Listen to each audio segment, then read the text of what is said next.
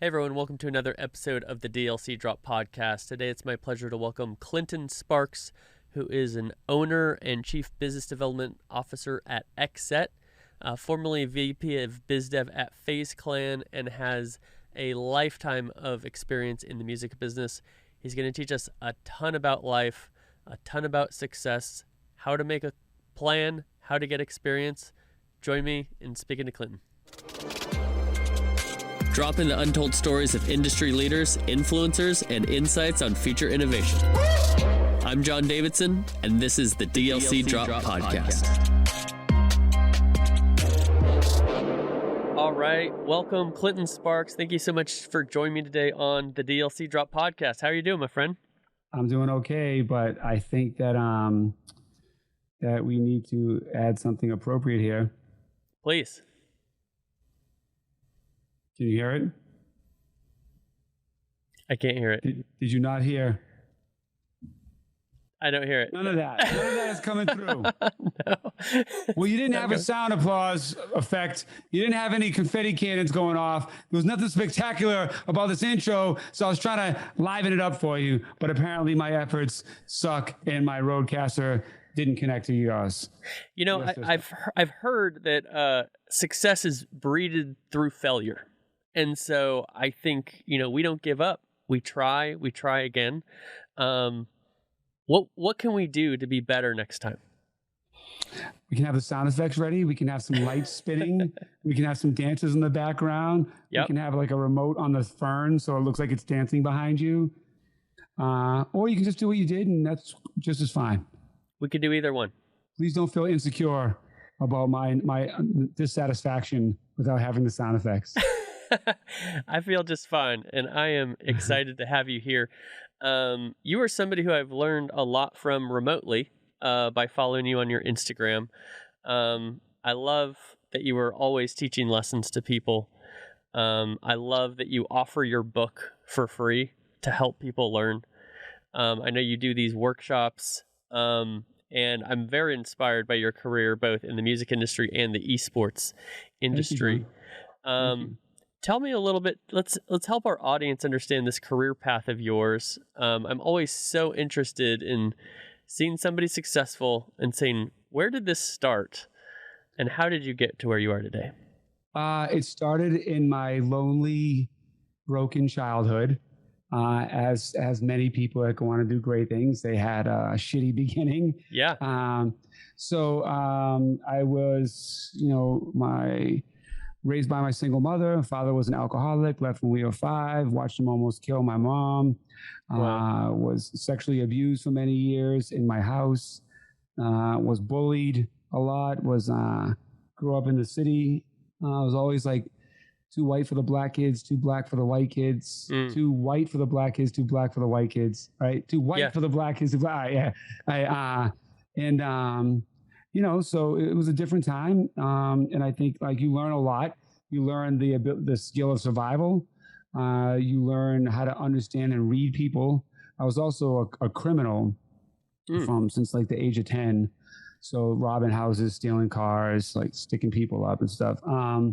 Not proud of any of that stuff. But that was the life that I lived. I lived 10 lives by the time I was like 18, 20 years old. So that's how I kind of started and got my skills and abilities to understand people, have empathy, be able to communicate well, read people, which is something I learned really early because you have to watch out when you go to, like, I was the only white kid in one of my schools and, you get picked on a lot and people are going to start fights with you. So you have to size people up fast. Like when you're young, what sneakers are they wearing? What's their teeth look like? What kind of haircut do they have? How are they dressed? How are they walking? How do they move? What's the difference? You got to realize all this just from like peripheral vision. You got to realize everything in this room, right? So like, you know how to move, you know what to do, you know who's coming at you.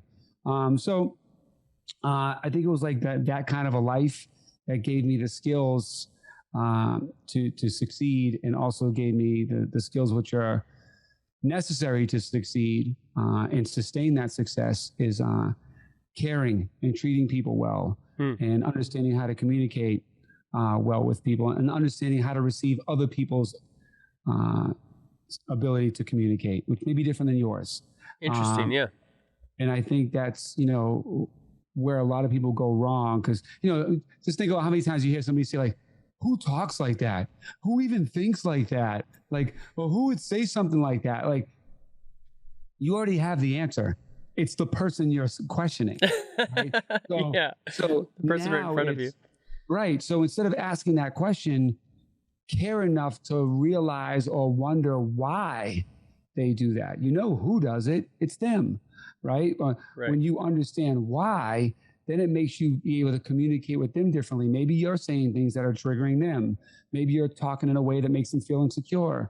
Maybe you're talking, you know what I mean? So like, one of the things I always like to take ownership in, and I wish more people did this, is that if you want to be a leader or a boss or in charge of a situation, whether it's your home or a company, the perfect way to be a leader is to accept responsibility and accountability for everything that goes wrong, even when somebody else does it.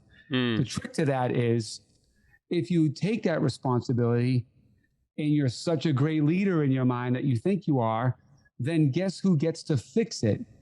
You. Because you're in charge, right? So if you're so awesome that you think you are and you know how to do everything right, then assume responsibility when the team or someone in your family does something wrong and take initiative to fix it. The DLC Drop podcast is sponsored by Ice Shaker. I've been a huge fan of this brand for the past few years, ever since I met founder Chris Gronkowski.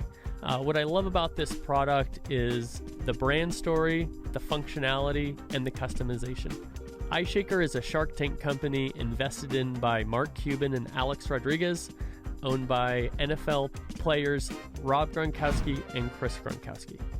I love using my Ice Shaker anytime I'm driving to the podcast studio, I'm going skateboarding, or I'm at the gym. No matter what I'm doing, it just does a great job of keeping my drinks hot or cold. The customization for Ice Shaker is something that's super unique. You can get any name, just about any logo engraved onto your Ice Shaker and delivered to you within just 3 to 5 business days. Get your own DLC Drop branded Ice Shaker at iceshaker.com/DLC Drop. Save 20% on all Ice Shaker products with the discount code DLC Drop. Well, I would believe too that if you're truly accountable, then you're also going to make more steps towards things not going wrong, because you're going to have to take ownership of it and you're going to fix it. Would that be accurate? Right. Well, I mean, look, it's deep. Like, I can give a bunch of anecdotes and strategies, but then there's like anything I say, there's going to be 5 more levels, but we don't have enough time to get to them all. So like, you try to just say in a way that people can understand it. If they care enough, then they'll follow me on Instagram, or they'll get my book, or they'll do a coaching call, or come to a workshop to really go deeper down. But I think a lot of people, everybody sort of, because the internet understands the surface level of self-development, inspiration, motivation, the right thing to do, how to sell on Amazon, how to buy stocks, how to do that, right? It's like, we all can find out the basic stuff if you had no experience in life. It's all accessible. That stuff isn't where the magic lives, right? It isn't in just getting the information. It's experiencing and living and doing and winning and losing, right? Because you won't understand how the emotions that come with it. You won't understand how to regulate them. You won't understand when to pivot. You won't understand how to deal with that kind of personality. You won't know what to expect when this happens. You won't know that stuff. And even if people tell you, you still have to do it, because you don't know how you're going to respond to it yet, because you haven't done it. Like, if you never got punched in the face, you don't know yet how you're going to respond to that. You might cry. You might get angry. You might fall down and be scared. You don't know. Right? Until it happens. I've learned. I know it just gets me more angry. You know what I'm saying? So like, if I get don't punch clinching, I'm coming even stronger. Right? So you better make sure you knock me out. So that's the things you don't learn from a podcast, from a book, from a workshop. Like, you can learn fascinating things from incredibly successful people. Right. But until you put those things into practice and figure out how it works best for you, because their way might not be your way. They can show you the directions to the ring. They can tell you what boxing gloves to put on. They can tell you how long each round is. They can even tell you how to try to avoid some punches and the best way to punch. But until you're in that ring and you feel the strength of a punch, or you hit the ground, or you're getting tired after 30 seconds of jumping around, like, you don't know. You have to then go put it to practice. And I think one of the biggest problems that people do is they think they can read a book, go to a conference, and like, I got it. I'm going to figure it out now. I'm about to be a millionaire tomorrow. And it's like, dude, no, you're hearing from somebody that spent 5, 10, 15, 20 years of cultivating the right information and experience to now show you and lead you to the right direction and show you what to avoid, some better practices to do. But you still got to go do it. You got to get punched in the face, right, yourself. And I think people want to go through life and avoid getting punched in the face and just win the match or the fight. And that this generation definitely just wants to learn, how do I go in a ring and punch? And they think they're going to just walk in, throw a couple punches, knock somebody out, and they won. Right. That's what they think about in life. Now you're going to get knocked out. You're going to get a broken nose. You're going to bleed. You're going to like feel like a failure. All these things. Then you guess what? Got to go back to the gym and work out to get better. And you got to watch some tapes, and all of these things that people don't want to do is how you win. People just want to get the surface information. They don't want to put in the energy, the time, or the effort, or the work.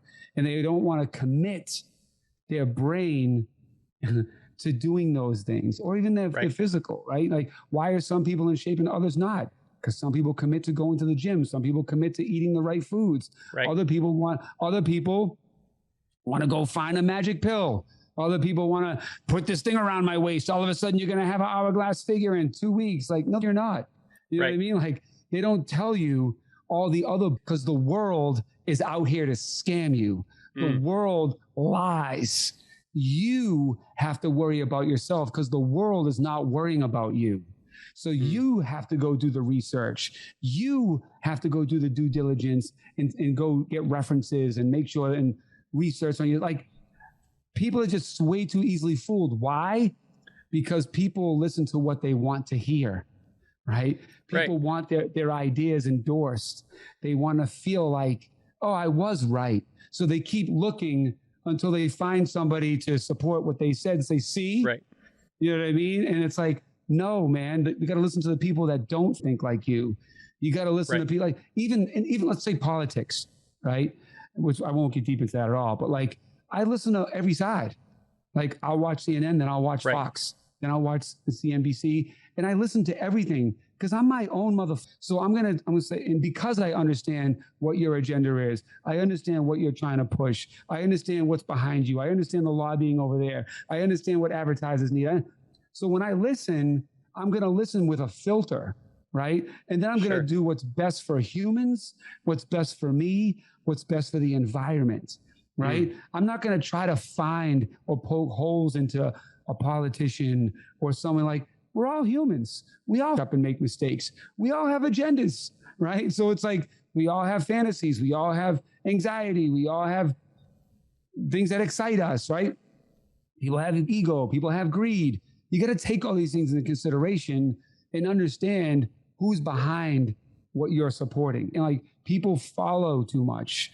They follow too much instead of innovating. Now, if you want to follow, then you have to be very selective of who you're following. And I don't mean follow them verbatim, but listen to the people that have done the things that you're trying to do and then filter. When I was coming up, everybody wanted to be like Mike, right? Or everybody wanted to be Funk Master Flex in the music business as a DJ. Everybody wanted to be Funk Master Flex and drop bombs and get on the radio like, yeah, I mean, brand new music, and like wanted to be as cool or cooler than the people they were interviewing. So most people look at the best to see how they can form themselves by copying something that's a winning formula in their mind.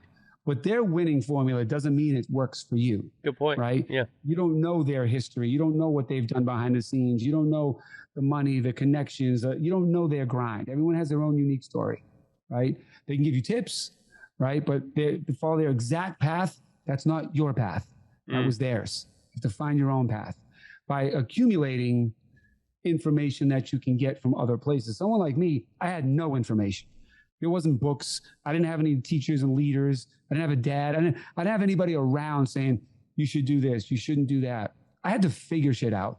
So when you're learning from somebody like me, as opposed to the majority of people that just aggregate information or have one win and feel like they're like gurus now and like want to write books and teach you because they invested in, I don't know, they made an investment in Uber early because someone gave them good advice, right? So like now they're like a warlord of finance, right?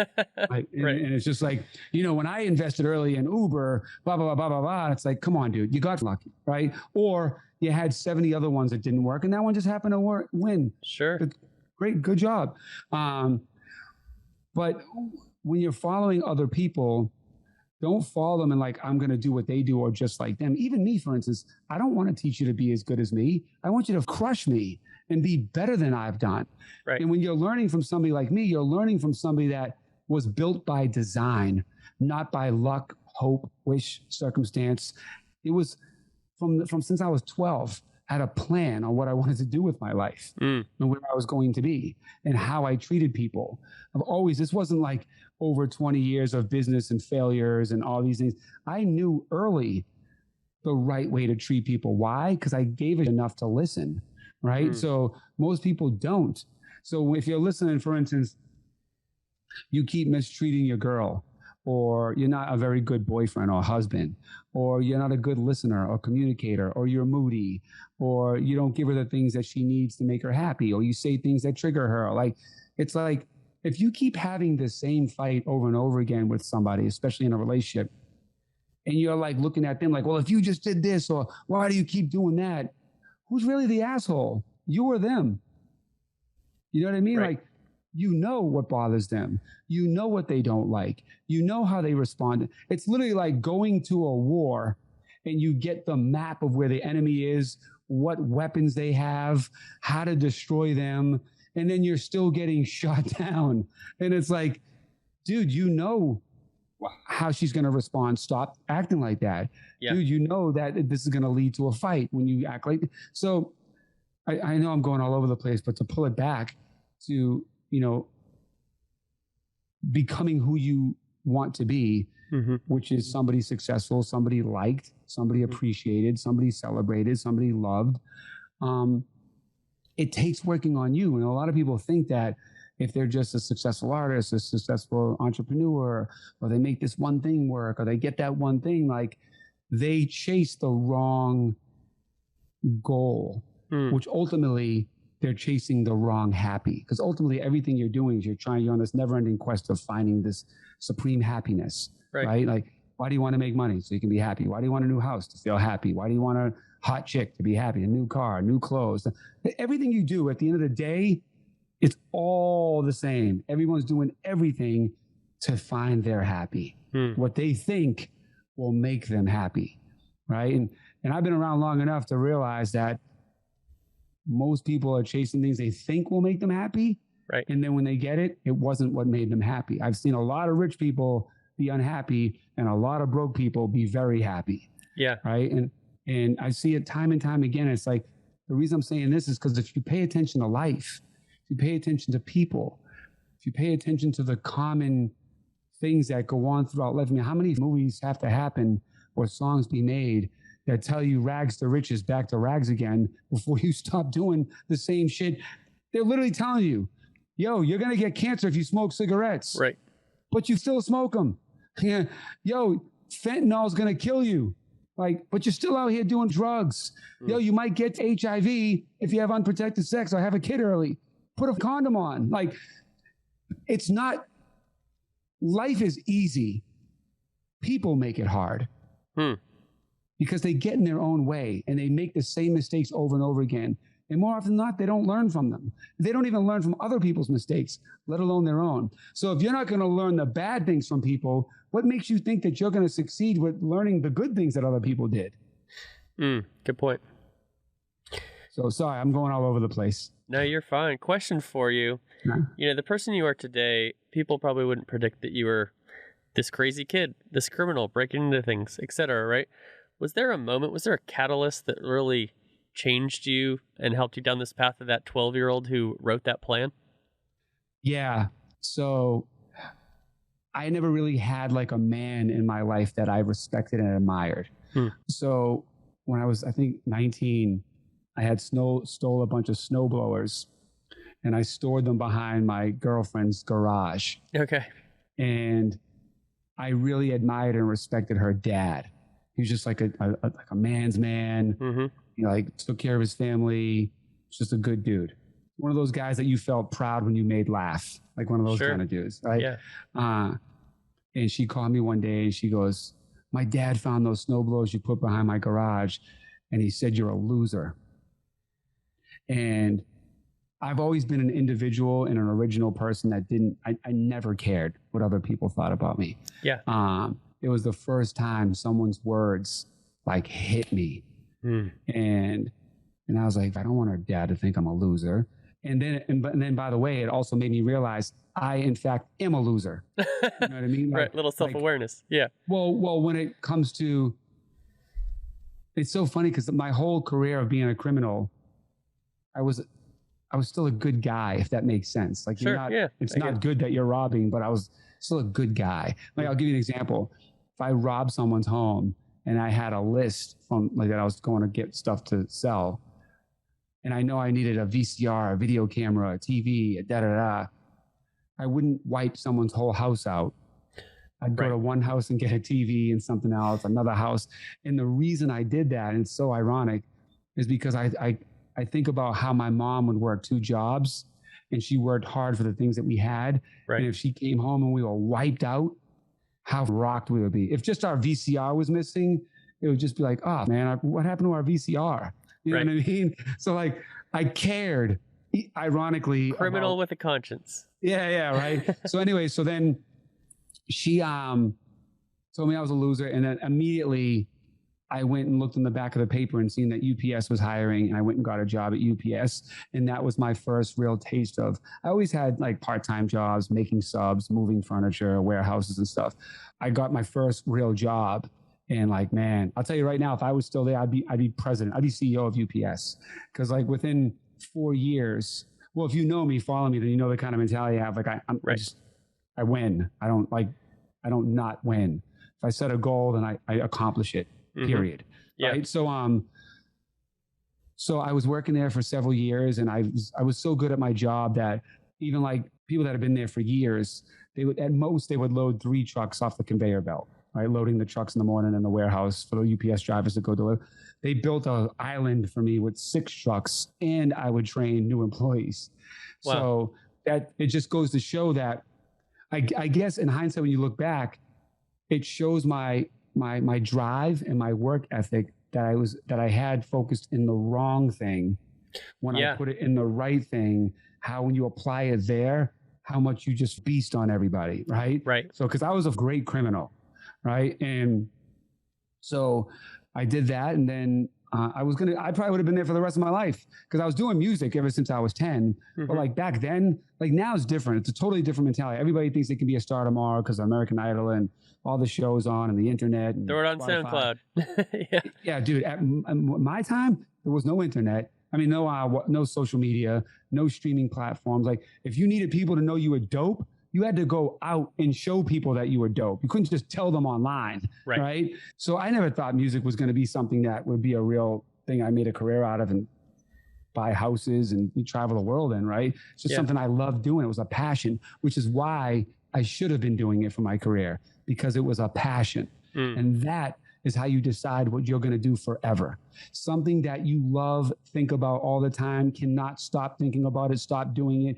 When you wake up, when you go to sleep, and it's all you want to do, that's what you should be doing for the rest of your life. Yeah. But anyways, so when I got hurt at UPS, I had some 85-pound package and a set of stairs collapsed. I ended up getting spinal surgery. And I was like, man, I didn't graduate high school. I can't do hard labor anymore. What the fuck am I going to do? Sure. And I was like, I got to just make this music thing. Like, it just has to happen. So that's when I set my plan up. Like, I'm just going to be one of the greatest DJs out here. And by the way, I never even wanted to be a DJ. I wanted to be a producer, songwriter, and rapper. But when I seen how difficult it was to get record labels to hear my beats, being this white kid in Boston during a time when like hip hop was New York and black, right? And it was like everything was against me. So at my age, at the time then, you either called Vanilla Ice or Eminem. right? Because that's it. And I was like, what are you, Eminem? Or what are you, Vanilla Ice? And it's just like, so I was like, all right, I'm just going to be a dope ass DJ. And I just took my DJ skills and just, I mean, it's a long story how I did that, but there's a lot of things I did that a lot of people wouldn't do to get to where I was. And so I Trojan horse the game as a DJ. It just happened to work out a lot better than I thought it was going to be. I did it really to get in. I always wanted to be a guy behind the scenes and do the business and make everybody else famous. But I kept trying that over and over again. I'd sign artists. I'd get their music played on radio. I'd press up all their stuff. I'd get them features, and they were just never grateful, never appreciative, and never like really believed in my vision. You know how there's some people in life that there are just some people in life that you can look at and listen to them talk for 5 minutes and be like, they're going to figure it out. You know what I mean? Like they're going to make something happen. Like, I feel like I've always been that guy. Like even my first company I started at 12 years old, it was called Rent a Teen, which sounds perverted now. But at the time, you would rent a teen to like wash your car, clean your house, do your groceries, blah, blah, blah. And I'd go get all the neighborhood teens that would work for me. And I'd take a cut from all of them. Yeah, that entrepreneurial hustler mentality. Yeah, so it was just like I just know, right? And like I know other people that just know too. So I'm not saying it's like I'm one of a kind, but like there are people out here that just know. When I know something and I tell you, no, this is the way it's going to work, you should just sit down. Like I know, right? And I know when I don't know either, because I'm like, I'm not sure. Let me go get some opinions. Important. Yeah. You know what I mean? Like, and that's the thing, man, too. Like, I know what I'm great at. And I know that I'm great at it because I've worked hard to build it by design. Right. But to be supremely great is to know what you're not great at as well. And most people are not good at that. Like most CEOs think that they got to poke their nose into things that they're not good at. Right. You don't understand the technology part of our company. So don't give your opinion. Hire the right people that hire you for trust your weakness. and let them tell you. Yeah. I mean, over and over again, I've worked at companies where the CEO just doesn't get things that he's technically doesn't have to get, but feels like he has to get, or because he doesn't get it, steps in and gives his opinion, which hurts the company. I've been a part of 4 companies that the CEO was the reason the company didn't work. Yeah, and they had solid teams that it could have been really good. And I watched the CEO bomb it. Interesting. Well, I'm curious about something that you know, and that is XSET. Right. And tell me why, rep the set. Yep. Tell me why XSET is destined for success. The team, the vision, the experience, and the mission. See, I could have sat here and told you all the cool shit we're doing, but none of that cool stuff matters if you don't have those other 4 things that I just said in a plan. Yeah. But, you know, because, you know, the founding team is a group of people that have shaped and shifted culture for 20 years, understands how to deal with different personalities, understands different genres, understands different cultures, people, psychology, fashion, sports, music, gaming. So you're putting people that understand everything to build one thing and knows how to plug and tie in all those things into this thing, which, by the way, when I started at FaZe Clan, I didn't even understand. I didn't even know the esports and gaming world was what it was. Yeah. Obviously, like I've played Nintendo. I got an arcade machine in my house, all that stuff. But I didn't realize the business of it until the first day. The first day we turned FaZe into a business. Like I was there day one. Before that, it was just a bunch of popular kids online. They weren't making any money. There was no business structure. So I'm part of the founding C-suite business part of FaZe. And the first week I was there, I was like, this industry is what my brain was built for. Wow. Because it's literally limitless.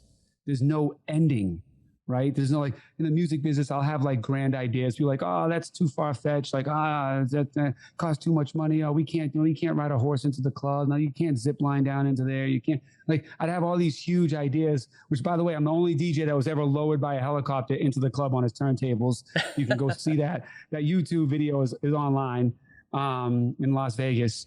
But like I've always been my brain and ideas have always been too big for the room. And when I got into the gaming space, I was like, yo, this is what my brain was built for, which is why I started bringing in, all the people like Offset, Pitbull, Sway Lee, Yo Gotti, DJ Paul, like all these people into the gaming space at FaZe, and like then we brought in everything from Bear Brick to Champion to Beats by Dre to Network to everything that, like, even like the Rolling Stone, the Rolling Loud initiative with Lil Yachty introducing him, putting everything on the screen, giving out T-shirts, like that's all my ideas, right? And and it was met with a lot of like resistance because they just know what they know, right? And when you try to plug in these, and what they don't know is all that I know. So for instance, even the founders at FaZe, early on, there was kind of why do we have a washed up DJ like in the C-suite, right? And it's like, I'm not offended by that, because I feel bad for them that they don't, one, that's how they look at me. And then two, they don't understand the magic of me. Right. Yeah. And their limited experience in life, which is very limited because they've lived on the internet and they've just done gaming shit forever. Right. And are very young too. Just years of life. In their 20s, and like they don't know what they don't know. Right. And then I go and I do all these things that literally, not even just my opinion, literally have made that company be able to go public now and be at $1 billion+ market cap. Yeah. Right? Unquestionably because of my influence and impact in that company. So we left that, me, Greg, and Will, who are the founders of XSET, we left that because of the constant resistance, the constant, there's a lot of reasons, which I don't want to, put people's dirty laundry out, but like, there's a bunch of reasons why we left and we're not happy there. Sure. It wasn't a good fit. And then overall, we realized in the gaming community that there was a huge need for diversity and inclusion and authentic culture, right? Coming in. And it was like, yo, why are we over here building this that we don't own? It's not ours. We're not celebrated or appreciated. Let's just go build something that we know is dope, and we don't have to like meet anybody telling us that they don't think it's dope, because we know what dope is, right? Yeah. So and that is why we left. And now we're building XSET, which I'm super excited about. We have, dude, the culturally disruptive models that we've been building over the past year is literally going to change the game. And I'm not saying that on some like, yo, we about to take it to the moon. We doing some game-changing shit. I mean, when I tell you that I'm creating something that's game-changing, you can rest assured that it's a lot of vetting, a lot of research, a lot of work, a lot of manpower and time and energy, and scientifically proven data why this is going to crush. It's not just my opinion. As a matter of fact, I never just give my opinion unless someone's asking me for their song. What do you think about the song? Yeah. But like, my opinion is always built around, facts and experience and data. So that's why XSET will work, because we strategically make the moves that we're doing to further us, and not just further us. Everything we do, we don't think about how do we get rich? Like, how do we just become the biggest name? We think everything I do in life, everything from a post on Instagram to a company I'm starting, how does this enrich others? How does this help the world be a better place? How does it empower others? How does it give opportunities or make other people entertained or have fun or learn? Like, because if you don't have those things, all the other doesn't matter. I don't want to just build something that I'm dumb rich and like everybody just worships me. Like, that's whack. I've never enjoyed, even when people would look up to me, as a successful DJ and stuff, and people say really nice things to me and compliment me and stuff. I never look at myself as above or better than anybody else. Like, I'm just like, come on, man, let's hang out. And be like, man, you're so cool, man. I can't believe it. It's like, how am I supposed to be? What am I supposed to be, an asshole because I play records? You know what I mean? Like, you probably do something that I can't do that's equally as awesome. Right. Should I celebrate you because you're a sick plumber? You know what I mean? Like, of course. You went to school, you studied that, you practiced, you became awesome, and you make a living with it. You're just as dope as me. Right. You know what I'm saying? Like, I just happen to be in some magazines, but like, maybe there's plumbing magazines you could be in. Like, I don't know. Like, I never, ever looked at myself different than anybody else. And it's a gift and a curse. The gift is I never got a big head or was an ego or treated people like they're below me. The curse is I didn't realize how special my brain was or how special I operate until because my son even, well, I'll tell you that in a second, because it just was like 4 years ago, I finally realized that, and I even feel weird saying this, but like, I have a pretty special way of thinking, right? Or taking my life and experience and communicating and sharing and helping others. What helped you realize that? I don't know, man. People have said it my whole life, but I've always looked at it like, I'm just like everybody else. Like I'd always just kind of like, shucks, like I'm just like everybody else. And it was funny because me and my son were driving the other day and I forget I was hanging out with Gary Vee and he goes, he's driving home. And like my son's been around, like I'm in a room with Janet Jackson and Jermaine Dupri and he doesn't even realize it. He's in all these rooms and doesn't even realize, right? Eminem's like at his house, you know what I mean? Yeah. He doesn't even know. So like, we're driving home and he goes, man, Dad, I think it's because you downplay yourself so much, but like, I didn't realize how much of a legend you are. He goes, everywhere we go, people know you and That's cool. Just have nothing but great things to say about you. And I was like, but what made me realize is like, when he said that, it's like, yeah, maybe, I don't know if it's good or if it's bad, but I'm Clinton Sparks. You know what I mean? Like even coming up, people would be like, yo, why don't you just go to the front and tell them your name so we can get in? Like I never even used that. Like I never even used the cloud of my name to get into a place. Sure. You know what I'm saying? Like I never thought that people think I'm more awesome than I think I am. Do you know what I'm saying? And my son saying that was pretty profound because I'm thinking, you're the closest thing to me. Like you hear me talk all the time. You see people, you're around these awesome things. You're just now at 18 realizing what people think about me. And it was just, it was a good feeling as a dad for your kid to say, wow, my dad, and for the good things, not just famous. He was like, wow, my dad's respected and appreciated and celebrated because he's a good person, not because he's a famous DJ. You know what I'm saying? Right. More importantly. Right. Yeah. Well, and nobody thinks their dad is cool, so that's got to be extra special. No, he thinks I'm cool in life because, he definitely like my son last week literally bought a plane ticket with his own money, one-way ticket, ordered a backpack online and said, I'm going to Italy. I'm just going to figure shit out. He's in Italy right now, just one-way ticket, like just that's cool. Hanging out because he's like, Dad, you've taught me so much growing up. I feel like I have all this game, but I have to go put it to practice now. Experience, like you were talking about. He's like, I want to go out to the world. And like, I don't want you to introduce me to somebody. I don't want to, I want to just go figure it out. So he's going to like Italy, Switzerland, Paris. And I don't even know when he's coming back. He's like, I don't know, 2, 3. Well, hopefully he's back. He's got to come back before my birthday because we're all going to Hawaii for my birthday in September 17th. You may see him in Hawaii. Yeah. Yeah. Actually, he should probably just fly straight to Hawaii and I can get a refund on my ticket. Yes. Saving money is like making money, guys. Boom. Question for you. Yeah. So you're talking about how important experience is everything. You just expressed how your son is going out on his own and he's gaining experience himself. How can people who, it's great that we have access to all these videos and these books to learn, but like you said, it's not until you're punched in the face in the ring that you really know what's going on. What is the best way to get this experience? Do you have any advice for people on getting started? Yeah, go live. Don't worry. Or even if you do worry, just still go. I've had this even with my son or with people. I mean, I get people I get hundreds of DMs of people telling me like how my words changed them or they read something I wrote or listened to me somewhere and like they did what I said and like their whole life has changed, right? Yeah. And by the way, that's what's making me realize over these past couple of years, right? Because like, you hear nice things when I'm coming up like, yo, man, you made me want to be a dope DJ. But I'm just looking at it like, one, they're just like a fan of my work, right? And so like they want to be a good DJ and celebrate it too.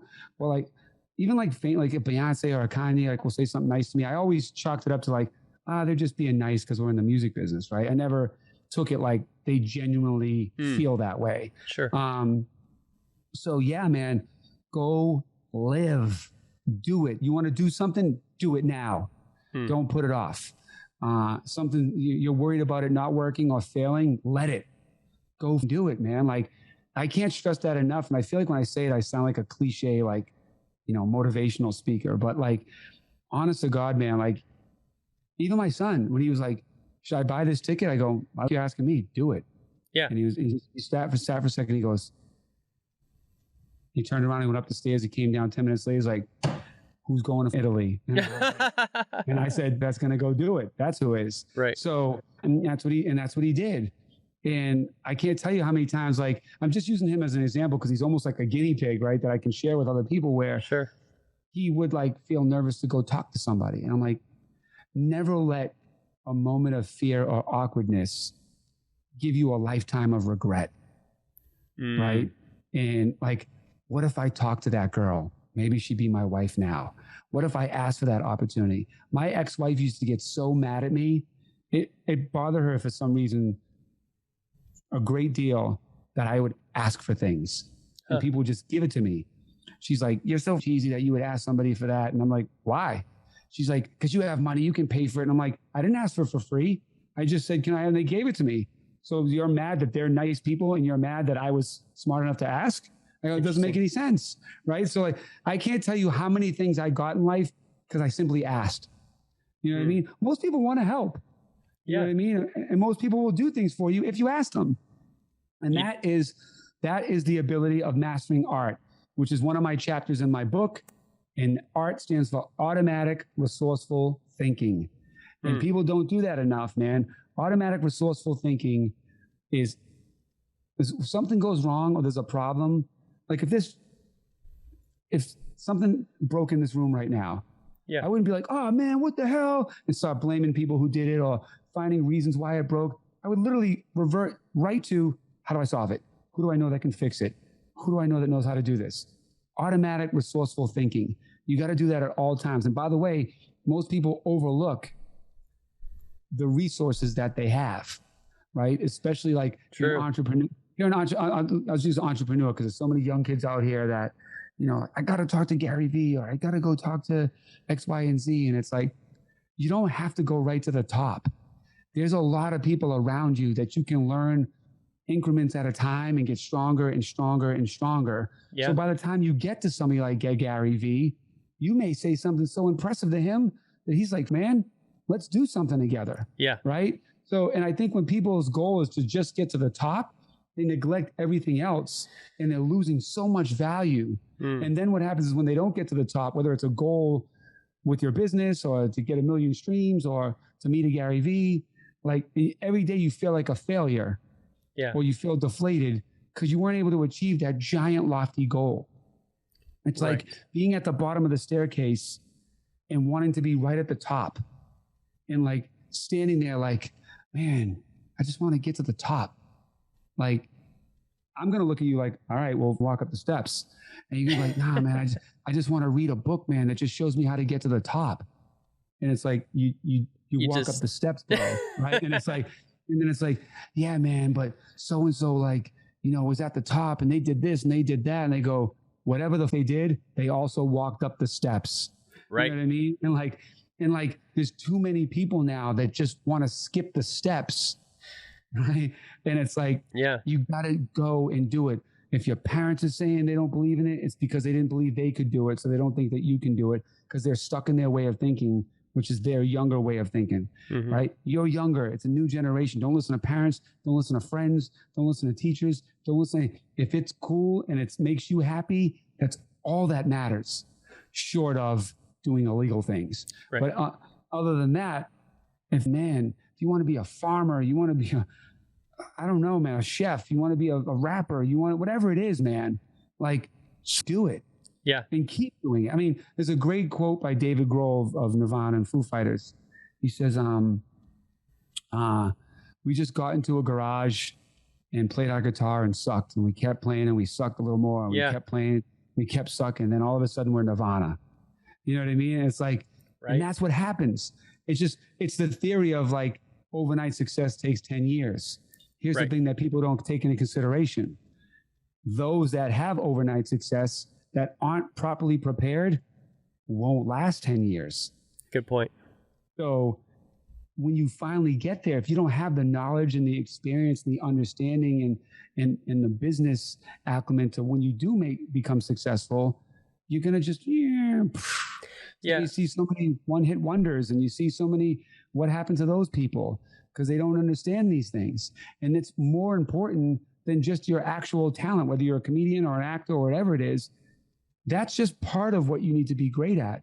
The other part is understanding communication, network, follow-up, respect, appreciation. Like all of these things come into play to really become the great that you think that you are. You don't have all those things, you're just surface great.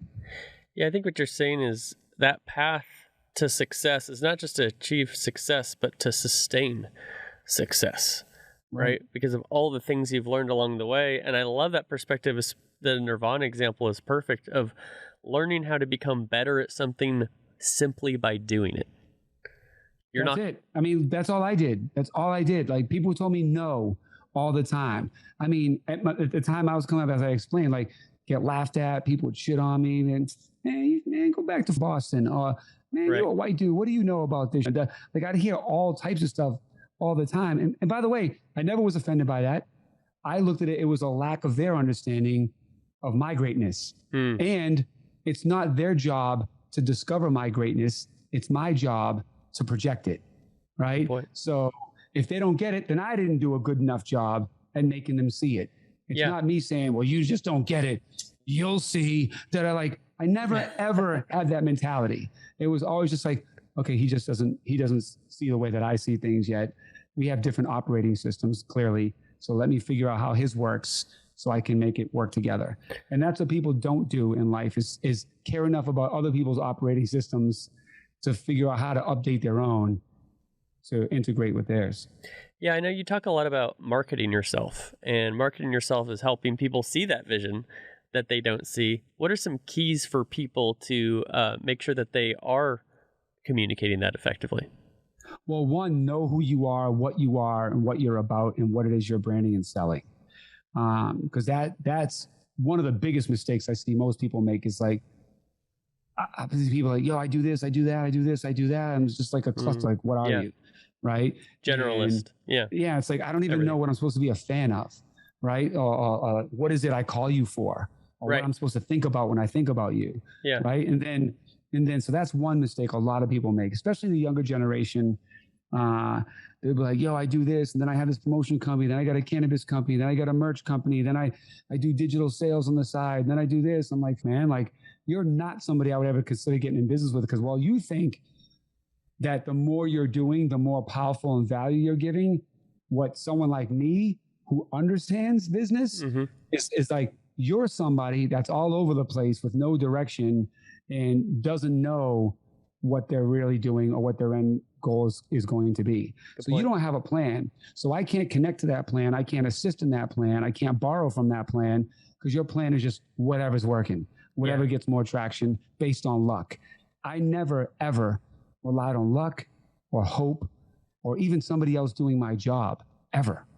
Like it was always like, here's my plan. How do I get from here to here? Yeah. Right. And then you just, all right, I got to use this. Here's some of the resources I can use.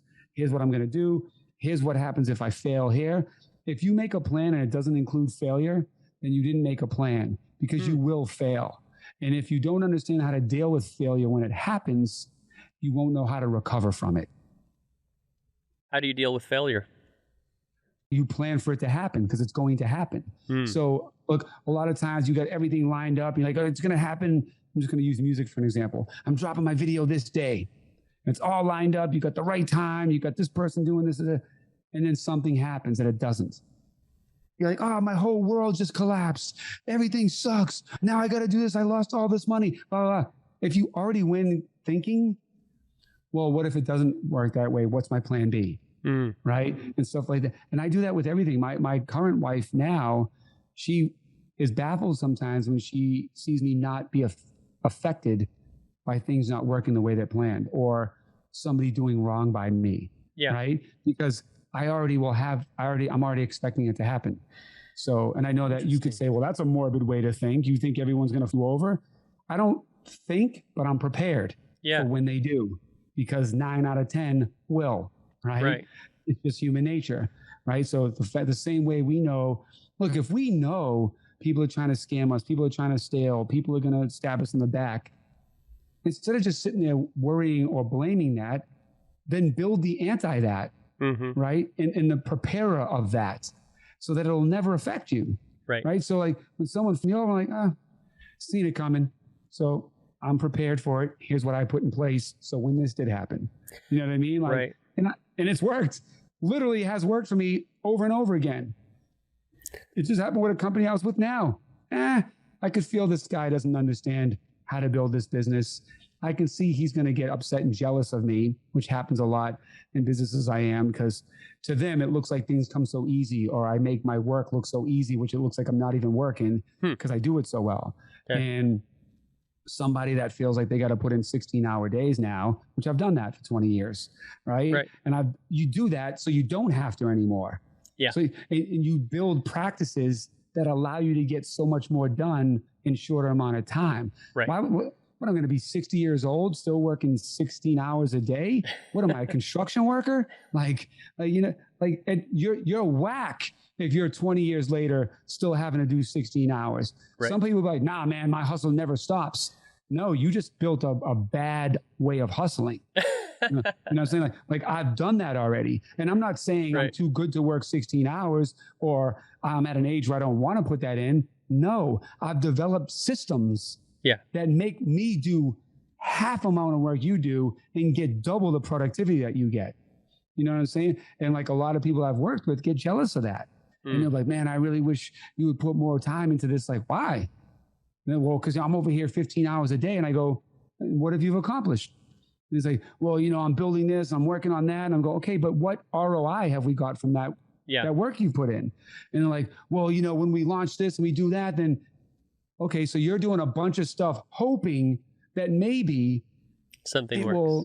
It'll benefit us in the future. Well, I make one call when the day we launch the product, and I get us 10 times amount of traction than you've been doing for 4 months, just grinding your wheels. It's like, but I built that, and I built it with intent. You know what I'm saying? So like when a lot of people go through life just kind of floating around, and okay, it's like being in that money machine. When the money blows, you're just trying to grab it all. You know what I mean? Like a lot of people treat their life like that. And there's no direction and I can't stress enough that I built my life by design. If you want a life that you love and a life that you understand what's happening in it, how to be prepared for everything that can happen in it, then you must build it by design. Most people's lives are built by circumstance. I do this because I was broke. I do this because I don't have that job. I do this because my girl left me. I do this because nobody loves me. I do this because I was abused. And it's like, you're letting your life be built by circumstances that a lot of the times weren't even your fault. What a whack life. Right. So if somebody is hearing this and they're saying, okay, I need a plan, is what I'm hearing from you. What are those steps to develop a plan to have a life that you want to live? The first step to developing a plan for you to have the life you want to live is to understand what is that life that you want to live. And a lot of people don't know that, because a lot of people make blanket statements like, I want a big house, I want to be rich, I want to be da-da-da. Do you really? Do you know what comes with that? Do you know what comes with that? Careful. Do you understand property taxes? Do you understand insurance? Do you understand liability? Do you understand, a lot of people don't understand all of the things that come. If I told you, here's $1 million house, right? And by the way, how many times have people won cars in history and had to give it back because they couldn't afford the taxes? Right. Thanks, Oprah, like, for the car. and you think like, oh my God, that's amazing. They won a car. They're so lucky. But they're broke, so they can't afford the $12,000 in taxes that they have to pay now for that car, or the insurance that's sky high because it's a brand new car, and they used to drive in an old beat up car that cost them $600 for insurance. Now they got to pay $3,000 a year for insurance. So when you're making a plan to build the life that you think that you want, you have to really analyze and assess and understand, what life do you want, and why do you want that? So that's the most important first step, because a lot of people don't even, how many people go to college and don't even use the degree that they went to college for? Most. Because they didn't know what kind of life they wanted. It's not really clear to them. And by the way, a lot of people won't know that early on. Right. Everybody will just think, well, I want to be safe. I want to have money in my accounts. I want to have a house. I want a healthy family. Of course, we all want that. Besides the obvious, we want to be alive, right? Like we all know that. That's assumed. When you're born, the standard assumption of what your life, a good life for you would be, have food when you want to eat, have shelter, be able to hang out with your friends, have a car, have a house, and your friends and family that you care about are alive and healthy. We all understand that. How are you going to build a life that makes that world realistic and sustainable? And then how are you going to build a life that makes you money to fund that kind of life? How are you going to build that kind of life that protects you when things go wrong? So like, I know I'm getting really wide right now, and I know you just want a kind of a quick soundbite for that, but like the soundbite for that would be the first step in making a plan to build the life that you want to build is to actually determine the kind of life that you really want. And there's a lot of information out there that will help you understand what comes with the life that you think that you want at a certain point. We all change our ideas and our values as we get older based on our experiences and our needs, right? So at 18 years old, you might have a different perspective than 24. 24 is different than 30. 30 is different than 36. 36 is at 45, right? So you have different needs, wants, desires, and worries. Like when I was a kid, I'd walk in and my grandfather would always be watching the news. I'm like, why does grandpa always have the news on? It's so boring as a kid. Right. Now that I'm older, all I do is watch the news. Right. Because I care about what's going on in politics, what's going on in government, what's going on in the environment, what's going on with the world. I didn't care about that when I was 15. Right. You know what I mean? So like you have different needs and cares. So because we have a world full of so much information, you can now forecast things in the future that when I was 15, we didn't even know the internet was going to happen. You know what I'm saying? So like now, like there's really not much more that can happen to the world that we don't know. I mean, everything's been done at this point. Like in the past 20 years, you take the last couple hundred years and then you do the 20, like this past 15, just past 5 years. Well, like even the past 10 years, the world went like this.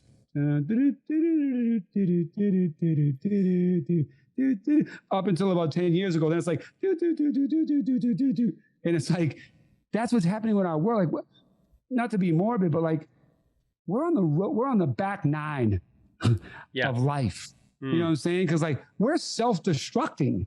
Do you know what I mean? And it's like, there's not much more you can eat. What other kind of movies can you make that are original? What kind of original music can you make? What new companies? What ideas? Even this whole now theory of like self-development, self-growth, inspiration, get out of your own way, recover from trauma, like da-da-da. It's like a few more years, everyone's going to have all the recipe for that. Right. Yeah. There's too much information. There's too much accessibility. Like we're self-destructing. We're like, kids are depressed because they think that they need to be billionaires by 20. And if they're not, they're losers. Right. You know what I mean? And it's not true. Like, I don't know what we could ever do to go backwards. I don't know if some great divine moment is going to happen that maybe the internet like goes down and it can never come back. I don't know. Maybe there's some towers that control all the internet. It's like, nope, it's gone. And it'll never happen again. And we start over. You know what I mean? I don't know. But like, there's always going to be greed. There's always going to be ego. So people are always going to try to figure out how can they win despite the rest of the world dying. You know what I mean? So like, you can't, how do you change those people? You know what I mean? Like you can't. They're greed in there. And I personally know, we all know somebody that's like that. But I've seen people that are just like, are you serious, dude? You know what that's going to do? My neighborhood alone right now, we're in a drought in California. And we have limitations on our water. You can only water your grass on Tuesday and Thursday. I abide by those limitations because I give since the 90s, I turn the water off when I lather Mm-hmm. Sure. I turn the water off when I'm brushing my teeth. Mm-hmm. I turn the water off when I'm washing the dish and I'm soaping it up. Yeah. I've always thought since the 90s, like, are we ever going to run out of water? Like I used to think that when I was in the 90s, right? I even asked my teachers and they'd be like, no, it's a never-ending resource. I'm like, I'm not sure, right? And like, look, we're in a drought. So there's people in my neighborhood who have and I have 2 acres, beautiful land, pickleball court, basketball court, rolling waterfalls down my mountainsides into my koi pond. Like, and I'm not saying that to brag. I'm saying that like, I'm really proud of what I've been able to accomplish being homeless in my car to this. I look out my window every day, thankful and grateful for what I have. And I know that I worked hard to have that and I deserve it. But when I look out now and everything's dead, it bums me out. Right. But I'm willing to be bummed out if it helps others. I got neighbors that like their grass is green and I'm jealous, right? I'm like, their lawn looks great. Yeah. But it's not worth me having something that makes me feel good that can make other people feel hurt. I feel that. I'm not a fan of my neighbors and other people. Like the guy came yesterday from getting artificial turf because I can't look at dead grass. It's just a thing for me. Like I come from the hood. I don't want my house to look like the hood. Right. Right. So I have to feel like I did something. Right. So I came and even the guy goes, man, why aren't you letting why are you watering your grass? And I'm like, because we're in a drought. And he goes, oh, you really abide by that? And I was like, you don't? Right. And then he no wonder your lawn looks so good. Yeah. It's just like, again, it's back to my point about goals, figuring it out. I want great grass. We're in a drought. Okay, I'll go get turf. Yeah. Like I'll figure it out. There's a resolution for everything. If you care enough to put the time in and find it and figure it out, even at the expense of frustrating or annoying yourself. If it's in the best interest of people, your husband, your wife, your kids, your employees, if it's for the good of more people, it's worth having a headache if you can figure out the resolution to solving a problem. But most people I don't want to deal with the headache. You know what I mean? Like, why should I have to figure it out? They're the ones that fit up.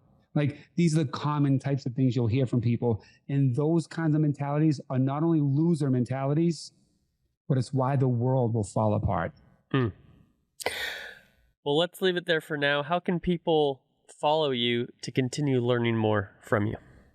Everything at Clinton Sparks, all socials at Clinton Sparks, websites clintonsparks.com. If you're interested in getting familiar with the world's fastest growing and most diverse and inclusive gaming lifestyle brand, at XSET on all socials and xset.com. And if you want to level up your life, get my new book, How to Win Big in the Music Business, written by Damon John of Shark Tank and FUBU. Look how thin this book is. It's to teach you how to do more dope shit and less whack. And don't be fooled by the music business. The principles and values in this book will teach you how to live a better life, build a better business, and have better relationships. winbiginmusic.com, winbiginmusic.com, or the link is in my Instagram, in my bio. Get familiar. I'm Clinton Sparks. Thank you, John Davidson. Thank you, my friend, for joining me today on the DLC Drop podcast. It's been a pleasure. Likewise, buddy. Thank you. Peace, everybody. Thank you for listening to the DLC Drop podcast. This podcast is part of the Esports Futuri Podcast Network and produced by Innovation Media Enterprises. Make sure you subscribe on your favorite podcast channel and leave us a review.